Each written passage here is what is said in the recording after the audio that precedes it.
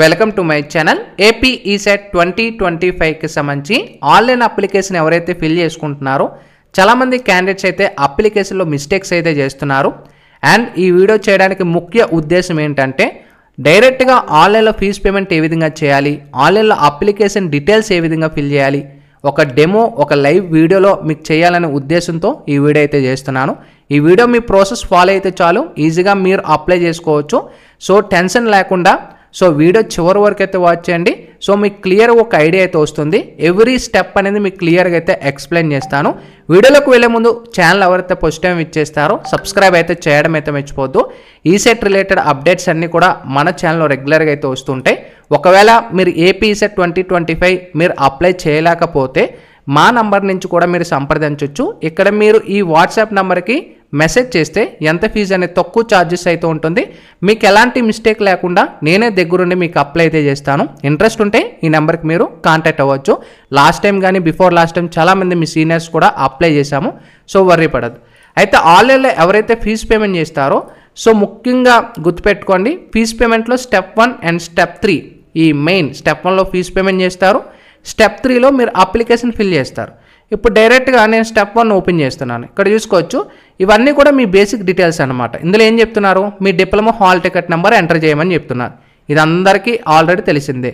Hall ticket నెంబర్లో క్లియర్గా గుర్తుపెట్టుకోండి. ఇప్పుడు సపోజ్ ఒక పిన్ నెంబర్ ఎంటర్ చేస్తారు, 21220 ఈసీ త్రిబుల్ అని ఎంటర్ చేస్తున్నారు. ఇలా వద్దు, ఓకేనా. సో ఇక్కడ మీకు స్లాష్ ఇచ్చుకొని ఈసీ 021 అయితే 21, 22 అయితే 22 ఇలా మీ పిన్ నెంబర్ క్లియర్గా ఇచ్చుకోండి. మీ డిప్లొమా హాల్ టికెట్లో ఏ విధంగా ఉందో ఆ విధంగా ఇచ్చుకోండి, ఓకేనా. నెక్స్ట్ క్యాండిడేట్ నేమ్ ఉంటుంది. యాజ్ పర్ మీ ఎస్ఎస్సి 10th క్లాస్లో ఏ విధంగా అయితే ఉందో సర్నేమ్ అండ్ నేమ్ కూడా ఇచ్చుకోండి. డేట్ ఆఫ్ బర్త్ కూడా as per SSC and mobile number అనేది ఇచ్చుకుంటారు. ఇక్కడ స్టార్ మార్క్స్ ఏవైతే ఉన్నాయో కంపల్సరీ ఇవ్వాల్సిందే. మొబైల్ నెంబర్ మీ సెల్ఫ్ ఇచ్చేసుకోండి. ఇన్ కేస్ మీ దగ్గర మొబైల్ నెంబర్ సెల్ఫ్ కాకుండా ఫాదర్ది ఇవ్వాలనుకుంటే ఫాదర్దైనా మీరు సెలెక్ట్ చేసుకోవచ్చు. నెక్స్ట్ ఆల్టర్నేట్ మొబైల్ నెంబర్ అనేది ఉంటుంది. ఆల్టర్నేట్ మొబైల్ నెంబర్ ఉంటే ఇవ్వండి, లేదంటే అది ఆప్షనల్, ఓకేనా. నెక్స్ట్ ఈమెయిల్ ఐడి అనేది ప్రతి అప్డేట్ కూడా మీకు ఈమెయిల్ రావాలనుకుంటే ఈమెయిల్ ఐడి అనేది కరెక్ట్గా చెక్ చేసుకొని మెయిల్ ఇచ్చుకోండి.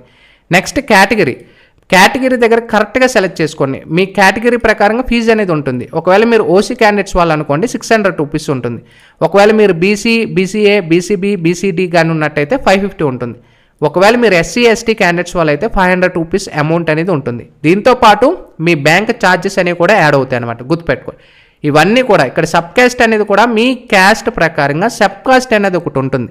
మీ ఇన్కమ్ సర్టిఫికేట్లో కూడా ఉంటుంది క్లియర్గా, అది కూడా చెక్ చేసుకొని ఎంటర్ చేసుకోండి. నెక్స్ట్ ఫీజ్ పేమెంట్ కిందన డిక్లరేషన్ ఫామ్ ఒకటి ఉంటుంది, ఆ టిక్ మార్క్ చేసుకోండి. ఇప్పుడు నేను ఒక డీటెయిల్స్ అన్నీ కూడా నేను ఫిల్ చేసేసాను ఈ క్యాండిడేట్ది.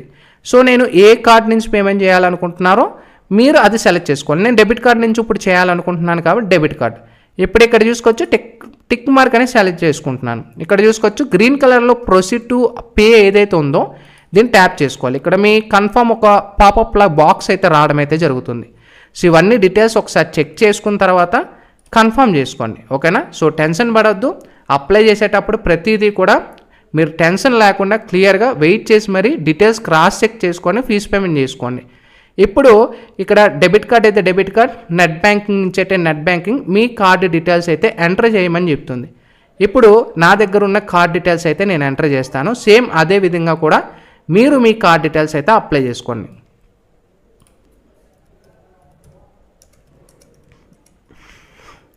సో ఇక్కడ చూసుకోవచ్చు నేను డీటెయిల్స్ ఎంటర్ చేస్తున్నాను. అండ్ కార్డ్ నేమ్ అడుగుతుంది, ఎక్స్పైరీ డేట్ అడుగుతుంది, ఇయర్ అడుగుతుంది. సో ఈ విధంగా ఈ లైవ్గా ప్రాసెస్ చేయడానికి కారణం ఏంటంటే మీరు మిస్టేక్స్ చేయకూడదు అనే ముఖ్య ఉద్దేశంతో పేమెంట్ చేస్తున్నాను. సో ఇక్కడ పే ఏదైతే ఉందో పే నౌ. పేమెంట్ ఇక్కడ పే నౌ మేము క్లిక్ చేసుకున్నట్టయితే మీకు ఏదైతే ఓటీపీ అనేది అంటే మీకు 1 టైం ఓటీపీ అనేది రావడం అయితే జరుగుతుంది. సో ఇక్కడ సబ్మిట్ ఏదైతే ఉంటుందో సబ్మిట్, సేమ్ ఇదే ప్రాసెస్ అన్నమాట. సో ఎవరు కూడా వర్రీ పడద్దు. సో పేమెంట్ అయిపోయిన తర్వాత నెక్స్ట్ స్టెప్ ఏంటంటే స్క్రీన్ షాట్ కానీ ఫోటో కానీ క్యాప్చర్ చేసుకోండి. ఇప్పుడు నేను క్యాప్చర్ చేసుకున్నాను. ఇక్కడ చూసుకోవచ్చు. ఒకవేళ ఇక్కడికి వచ్చిన తర్వాత కొన్నిసార్లు కొంతమంది స్టూడెంట్స్కి పేమెంట్ అవ్విందా లేదని కూడా కన్ఫ్యూజ్ పడతారు. బ్యాక్ వెళ్ళి కూడా మీ స్టెప్ 2లో అంటే బ్యాక్ వెళ్ళిన తర్వాత ఇక్కడ చూసుకోవచ్చు స్టెప్ 2లో కూడా మీ యొక్క hall ticket mobile number enter చేసుకొని పేమెంట్ స్టేటస్ చెక్ చేసుకోవచ్చు. పేమెంట్ స్టేటస్లో నో డీటెయిల్స్ ఫౌండ్ కానీ వచ్చినట్టయితే రీపేమెంట్ చేసుకోండి, లేదా 1 అవర్ వెయిట్ చేసి అగైన్ చెక్ చేసుకోండి. సేమ్ అదే నో డీటెయిల్స్ ఫౌండ్ కానీ వచ్చినట్టయితే పేమెంట్ అగైన్ చేసుకోండి. ఒకవేళ డీటెయిల్స్ ఫౌండ్ అయినట్టయితే ప్రాబ్లం లేదు. ఓకేనా. నెక్స్ట్ ఫిల్ అప్లికేషన్ స్టెప్ 3 దగ్గర మీ పేమెంట్ రిఫరెన్స్ ఐడి మీరు ఇందాక స్క్రీన్ షాట్ తీసుకున్నారు కదా, ఆ reference ID, hall ticket number, mobile number, date of birth enter చేసుకొని proceed to fill application. In case మీకు బ్యాక్ వచ్చినట్టయితే, ఒకవేళ మీకు డైరెక్ట్గా ఏ విధంగా వచ్చినట్టయితే proceed to fill application. Okay. So చూసారు కదా. నెక్స్ట్ స్టెప్ ఏం చెప్తున్నారు, ఇక్కడ మీకు జూమ్ చేస్తున్నాను చూసుకోవచ్చు. సో ఓకే, మీకు ఇంటర్ఫేస్ అవుతుందని అయితే అనుకుంటున్నాను. ఇక్కడ మనకి ఏం చెప్తుంది, మీ డీటెయిల్స్ ఏవైతే స్టార్టింగ్లో పే చేశారో ఇవన్నీ మీ డీటెయిల్స్ చూపిస్తాయి. నెక్స్ట్ ఏంటి, క్యాండిడేట్ డీటెయిల్స్, మీ నేమ్ అలాగే ఉంటుంది, ఫాదర్ నేమ్ ఎంటర్ చేయమని చెప్తుంది as per SSC, mother name enter చేయాలి as per the SSC, date of birth same, and gender male అయితే మేల్, ఫీమేల్ అయితే ఫీమేల్. ఇది ఆప్షనల్గా మీరు సెలెక్ట్ చేసుకుంటారు, అంటే ఆప్షన్ పెట్టుకుంటారు. నెక్స్ట్ మీ యొక్క ఆధార్ డీటెయిల్స్ అయితే ఎంటర్ చేస్తారు, మీ డీటెయిల్స్ చెక్ చేసుకొని ఎంటర్ చేయండి. అండ్ నెక్స్ట్ ఏపీఏఆర్ ఐడి అని ఉంటుంది, ఏబీసీ ఐడికి సంబంధించి, అది ఆప్షనల్, వదిలేసేయండి. ఓకేనా, మీకు తెలిస్తే పెట్టండి, లేకపోతే వదిలేసేయండి, అది మ్యాక్సిమం వదిలేయడానికి ట్రై చేసుకోండి. నెక్స్ట్ రేషన్ కార్డ్ అనేది కూడా నెంబర్ ఇక్కడ మనకు స్టార్ మనకు ప్రొవైడ్ చేయాలి. ఒకవేళ రేషన్ కార్డ్ నెంబర్ మీ దగ్గర ఉంటే ఎంటర్ చేయండి, ప్రాబ్లం లేదు. Next annual income of the parents అని అయితే అడుగుతుంది. ఇక్కడ మనకు చూసుకోవచ్చు, ఇక్కడ బిలో 1 lakh, అబౌవ్ 1 lakh, ఇక్కడ 25 అనేది ఉంది, ఇక్కడ చూసుకోవచ్చు. మ్యాక్సిమం ఈ 2 ఆప్షన్స్లోనే సెలెక్ట్ చేసుకోండి, ఎందుకంటే మీకు ఒకవేళ ఫీజు రిమెంట్స్ అనేది కావాలనుకుంటే 1,25,000 లోపు ఉండేలా చూసుకోవాలి మీ క్యాస్ట్ సర్టిఫికేట్. ఓకేనా, మీకు ఒక ఐడియా వచ్చిందని అనుకుంటున్నాను. ఈ మిగతావి కానీ మీకు ఉన్నట్టయితే సెలెక్ట్ చేసుకోండి, లేదంటే లేదు.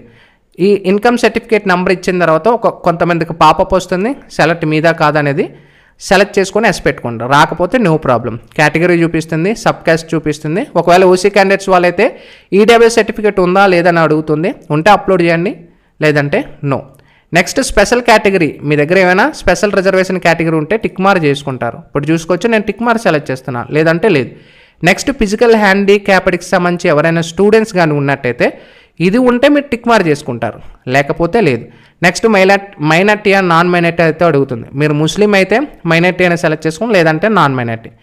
నెక్స్ట్ మీ ప్రజెంట్ అడ్రస్ అయితే అడుగుతుంది, మీరు ఏ స్టేట్ అనేది అడుగుతుంది, స్టేట్ సెలెక్ట్ చేసుకోండి. మ్యాక్సిమం ఆంధ్రప్రదేశ్ వాళ్ళు ఎక్కువ ఉంటారు కాబట్టి ఆంధ్రప్రదేశ్, లేదు వేరే స్టేట్ వాళ్ళు అయితే ఆ స్టేట్ని సెలెక్ట్ చేసుకోండి. ఓకే. నెక్స్ట్ మీ డిస్టిక్ అడుగుతుంది, మీ డిస్టిక్ ఎంటర్ చేస్తారు. ఇక్కడ మీకు ఆప్షన్స్ ఇక్కడ క్లియర్గా మీకు చూపిస్తాయి. ఓకేనా.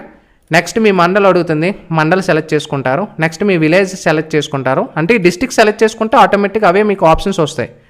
నెక్స్ట్ మీకు flat number, house number, street, ఈ డీటెయిల్స్ ఆధార్ కార్డులో మీకు క్లియర్గా ఉంటుంది. ఆ మ్యాటర్ అంతా కూడా ఇక్కడ ఎంటర్ చేసేసండి. మీ mobile number same, alternate mobile number ఉంటే ఇస్తారు, లేదంటే లేదు.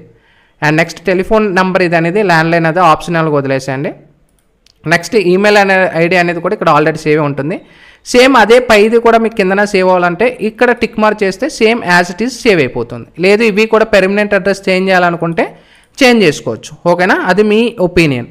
నెక్స్ట్ క్వాలిఫైయింగ్ ఎగ్జామ్ అడుగుతుంది. ఇక్కడ మీ టైప్ ఆఫ్ ఎగ్జామ్, డిప్లొమా అయితే డిప్లొమా సెలెక్ట్ చేసుకోండి. ఓకేనా, బీఎస్సీ మ్యాథమెటిక్స్ వాళ్ళు అయితే బీఎస్సీ మ్యాథమెటిక్స్ వాళ్ళు తక్కువ ఉంటారు, నాకు తెలిసి ఈ సెట్ నుంచి అప్లై చేయాలి. నెక్స్ట్ కోర్సు స్టడీడ్, మీరు ఏ బ్రాంచ్లో డిప్లొమా కంప్లీట్ చేశారు అనేది అడుగుతుంది. మీరు సివిలా, ఈసీఆ, మెకానికలా, అది మీరు మాన్యువల్గా సెలెక్ట్ చేసుకోవాల్సి ఉంటుంది. Next hall ticket number same. And ఎప్పుడు మీరు క్వాలిఫైయింగ్ పాస్ అయ్యారు, 2025లో పాస్ అయ్యారా, లేదా బ్యాక్లాగ్ ఉండి ఈ ఇయర్లో పాస్ అయ్యారా, లేదా 2024లో పాస్ అయ్యారా, సో దాన్ని బట్టి సెలెక్ట్ చేసుకోవాలి. నెక్స్ట్ మీరు ఇంగ్లీషా తెలుగు అని అడుగుతుంది. మ్యాక్సిమం ఇంగ్లీషే ఉంటారు కాబట్టి ఇంగ్లీష్ మీద సెలెక్ట్ చేసుకోండి. నెక్స్ట్ మీ యొక్క 10th క్లాస్ డీటెయిల్స్ ఎంటర్ చేస్తారు. అర్బన్ అంటే మనకి సిటీ, రూరల్ అంటే విలేజ్ అనమాట. SSC hall ticket number enter చేస్తారు. మంత్ ఆఫ్ పాసింగ్ అడుగుతుంది. మీ 10th క్లాస్ సర్టిఫికేట్లో క్లియర్గా ఉంటుంది ఏ మంత్లో మీరు పాస్ అయ్యారని, అది చెక్ చేసుకొని సెలెక్ట్ చేసుకోండి. నెక్స్ట్ ఇయర్ ఆఫ్ పాసింగ్, ఏ ఇయర్లో మీరు పాస్ అయ్యారు, ఆ ఇయర్ అనేది మీ 10th క్లాస్లో కూడా అక్కడ క్లియర్గా ఉంటుంది. ఓకేనా. నెక్స్ట్ క్లాస్, 7th క్లాస్లో మీరు ఏ డిస్టిక్లో కంప్లీట్ చేసుకున్నారు, 8th క్లాస్ ఏ డిస్టిక్లో కంప్లీట్ చేసుకున్నారు, 9th 10th diploma first year మీరు ఎక్కడ ఏ కాలేజీలో ఏ డిస్టిక్లో మీరు ఎడ్యుకేషన్ కంప్లీట్ చేశారు, first year, second year, third year, ఇవన్నీ కూడా మీకు తెలిసినవే. ఆ యొక్క 7th క్లాస్కి సంబంధించి ఆ ప్లేస్ ఏంటి, ఆ విలేజ్ కానీ ప్లేస్ కానీ, విలేజ్ కానీ ప్లేస్ కానీ, ఇలా డిప్లొమా ఫస్ట్ ఇయర్ ఆ విలేజ్ కానీ ప్లేస్ కానీ, సిటీ ఉన్నా సిటీ ప్రాబ్లం లేదు. నెక్స్ట్ స్కూల్ నేమ్ అడుగుతుంది. 7th నుంచి 10th వరకు స్కూల్ నేమ్ ఏదైతే ఉంటుందో స్కూల్ నేమ్ ఎంటర్ చేసుకోండి. Next diploma first year, second year, third year, ఇక్కడ మీ కాలేజెస్ ఏంటి, కాలేజీ నేమ్ ఎంటర్ చేయమని. Next year of post appearance. ఇప్పుడు 10th క్లాస్ మీరు 2008లో కానీ 9లో కంప్లీట్ చేశారు అనుకోండి. సో సపోజ్ 2009లో కంప్లీట్ చేశారు అంటే 2008లో మీరు పోస్ట్ అపిరియన్స్ అయ్యారు, 2009లో కంప్లీట్ చేశారు. అలాగే డిప్లొమా ఫస్ట్ ఇయర్ ఏదైతే ఇప్పుడు డిప్లొమా థర్డ్ ఇయర్ 2025లో మీరు పాస్ అయ్యారు అంటే 2024లోనే డిప్లొమా థర్డ్ ఇయర్ స్టార్ట్ అయింది, 2025కి ఎండ్ అయింది. ఇలాగనమాట 25-24 ఇలాగా మీరు ఎంటర్ చేసుకుంటారు. ఓకేనా? So no problem. నెక్స్ట్ మీకు ఇక్కడ ఆంధ్రప్రదేశ్ నుంచి తెలంగాణ నుంచి ఏపీకి ఎవరైతే మైగ్రేట్ అయ్యారో సో ఇక్కడ చూసుకోవచ్చు, ఇక్కడ మీకు క్లియర్గా చూపిస్తుంది. సో మైగ్రేట్ అయిన వాళ్ళకి. ఓకేనా? నెక్స్ట్ టెస్ట్ ప్రిఫరెన్సెస్ అయితే అడుగుతుంది. ఈ ఆప్షన్స్ మీరు సెలెక్ట్ చేసిన తర్వాత టెస్ట్ ప్రిఫరెన్స్ ఆటోమేటిక్గా వచ్చేస్తాయి. మొత్తం 6 ప్రిఫరెన్సెస్ అయితే అడుగుతుంది. ముందుగా అప్లై చేశారు అనుకోండి మీ దగ్గరలో ఉన్న సెంటర్ అనేది వస్తుంది.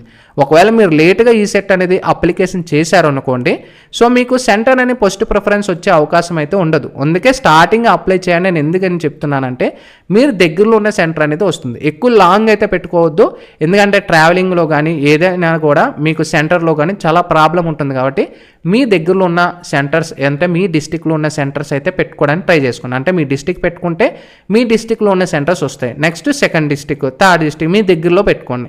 ఓకేనా? ఇలా 6 సెంటర్ ఇక్కడ అలా 5 సెంటర్స్ 5 ప్రిఫరెన్సెస్ నెక్స్ట్ ఫోటో అనేది 50 KB జేపీజీ కానీ అప్లోడ్ చేయాలి. సో కొంతమందికి తెలియదు ఏ విధంగా కన్వర్ట్ చేయాలని. ఇక్కడ మీరు గూగుల్లోకి వెళ్ళి 50 KB కన్వర్టర్ అని కొడితే ఆటోమేటిక్గా మనకి చాలా యాప్స్ చాలా లింక్స్ ఉంటాయి. ఇక్కడే మీరు సెలెక్ట్ చేసుకొని ఇక్కడ ఏదైతే సెలెక్ట్ ఇమేజ్ మీద ఉంటే ఇక్కడ మీరు ఇమేజ్ ఆటోమేటిక్గా క్లియర్గా మీ అంతటి మీరే చేంజ్ చేసుకోవచ్చు, ప్రాబ్లం లేదు. ఓకేనా? సో నేను ఇమేజ్ సెలెక్ట్ చేస్తాను, ఇక్కడ చూసుకోవచ్చు. సో నాకు 50 KBలో ఇది మనకి రెడ్యూస్ చేసి మనకి ఇవ్వడం అయితే జరుగుతుంది. సో చూసుకోవచ్చు క్యాండిడేట్ ఇది చేంజ్ అయ్యింది. సో సేమ్ అదే విధంగా మీరు కూడా చేంజ్ చేసుకుంటారు. ఇప్పుడు నేను ఈ చూస్ ఫైల్ మీద క్లిక్ చేసుకొని ఏదైతే నా దగ్గర ఫోటో అయితే ఉంది క్యాండిడేట్ అనేది ఫోటో అనేది అప్లోడ్ చేస్తున్నాను. సో సేమ్ ఓకేనా? ఇక్కడ చూసుకోవచ్చు ఫోటో ఏదైతే ఉందో 251 KB ఉంటుంది. ఓకే. సో ఇక్కడ చూసుకోవచ్చు ఫైల్ అనేది జేపీజీ ఫార్మాట్లో మీరు అప్లోడ్ చేయండి నేను చెప్తుంది. సో ఇది ఏదైతే ఉందో నేను రీసైజ్ ఇమేజ్ అనేది డౌన్లోడ్ చేసుకుంటాను. ఇదనే లేదు వేరే వెబ్సైట్ అనేది కూడా మీరు ఇక్కడ రెడ్యూస్ చేసుకోవచ్చు ఇమేజ్లో కూడా.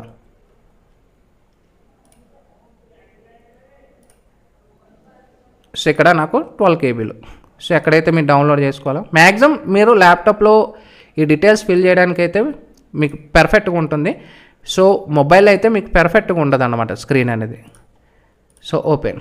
సో చూసారా ఫోటో అనేది అప్లోడ్ అయిపోయింది. సేమ్ అదే విధంగా సిగ్నేచర్ అడుగుతుంది, సిగ్నేచర్. ఓకే చూసారా సిగ్నేచర్ అప్లోడ్ అయిపోయింది. ఇవన్నీ ఫిల్ చేసిన తర్వాత డిక్లరేషన్ ఫామ్ ఏదైతే ఉందో దీన్ని టిక్ మార్క్ చేసుకుంటారు. చేసుకున్న తర్వాత ఒకవేళ అప్లికేషన్స్లో ఏమైనా మీరు మిస్టేక్స్ ఏమైనా చేసి ఉంటే ఇప్పుడే క్రాస్ చెక్ చేసుకోండి. ఒకవేళ అన్నీ కరెక్ట్ అనుకుంటే ముందు సేవ్ చేసుకోండి. సేవ్ చేసుకున్న తర్వాత మీకు ఈ విధంగా ఒక పాపప్ వస్తుంది, లీక్ ఈ టైప్ అనమాట. Your application is saved temporarily అని చెప్పేసి క్లోజ్ చేసుకొని ఒకవేళ మీరు ఈ సేవ్ చేసుకున్న తర్వాత నెక్స్ట్ మీరు ఫ్యూచర్ అంటే తర్వాత కూడా మీరు చేంజ్ చేసుకోవచ్చు. ఒకవేళ ప్రివ్యూ సబ్మిట్ మీరు క్లిక్ చేశారనుకోండి మీరు అగైన్ చేంజ్ చేసుకునే ఆప్షన్ అయితే ఉండదన్నమాట. ఇప్పుడు నేను ప్రివ్యూ సబ్మిట్ మేము క్లిక్ చేస్తున్నాను. సో మీరు స్టార్టింగ్ నుంచి ఏవైతే డీటెయిల్స్ ఎంటర్ చేశారో ఆ డీటెయిల్స్ అన్నీ అగైన్ మీరు క్రాస్ చెక్ చేసుకోండి అని ఈ విధంగా మీకు చూపిస్తుంది. సో ఈ డీటెయిల్స్ అన్నీ కూడా ఓకే అనుకుంటే కన్ఫర్మ్ అని ఫ్రీజ్ క్లిక్ చేసుకోండి. ఒకవేళ ఇంకా మిస్టేక్స్ ఉంటే మాడిఫై మేము క్లిక్ చేసుకుంటే అగైన్ మీరు చేంజ్ చేసుకోవచ్చు. ఇప్పుడు నాకు డీటెయిల్స్ ఇవన్నీ కూడా ఓకే అనుకుంటున్నాను కాబట్టి కన్ఫర్మ్ అండ్ ఫ్రీజ్. సో చూసుకోవచ్చు ఇక్కడ మీకు రిజిస్ట్రేషన్ నెంబర్ అనేది జనరేట్ అయిపోతుంది. సో ఇది కంపల్సరీ మీరు ప్రింట్అవుట్ అయినా కానీ లైక్ ఫోటో అయినా క్యాప్చర్ చేసుకోండి. ఇప్పుడు ఈ డీటెయిల్స్ అయిపోయిన తర్వాత ప్రింట్ అప్లికేషన్ మేము క్లిక్ చేసుకుంటే మీ టోటల్గా అప్లై చేసిన డేటా అంతా కూడా మీకు క్లియర్గా విజిబుల్ అవుతుంది. సో ఇది కూడా మీరు ప్రింట్అవుట్ తీసుకోండి. సో ఈ విధంగా సింపుల్గా మీరు మీ అంతటికి మీరే అప్లై చేసుకోవచ్చు. ఒకవేళ మీకు ఫైనల్గా మీకు ప్రింట్ రిసిప్ట్ కానీ రాకపోతే సో డైరెక్ట్గా హోమ్లోకి వెళ్ళండి. ఇక్కడి నుంచి కూడా స్టెప్ 4లో మీ registration number, payment reference ID, hall ticket, mobile number, date of birth enter చేసుకొని గెట్ అప్లికేషన్ మీద క్లిక్ చేసిన వెంటనే మీకు డైరెక్ట్గా ప్రింట్ రిసిప్ట్ అనేది రావడం అయితే జరుగుతుంది. సో మీకు ఒక ఐడియా వచ్చిందని అయితే అనుకుంటున్నాను. సో ఇంకా మీకు ఏమైనా డౌట్స్ రిలేటెడ్ ఏమైనా ఉంటే కూడా కన్సర్న్ కామెంట్ సెక్షన్లో కూడా కాంటాక్ట్ అవ్వచ్చు, లేదా నా నుంచి కూడా డైరెక్ట్గా నేను కాంటాక్ట్ అవ్వచ్చు. ఇది అప్లై చేసుకునే ప్రాసెస్ అనేది. Sign up bye friends. Thank you.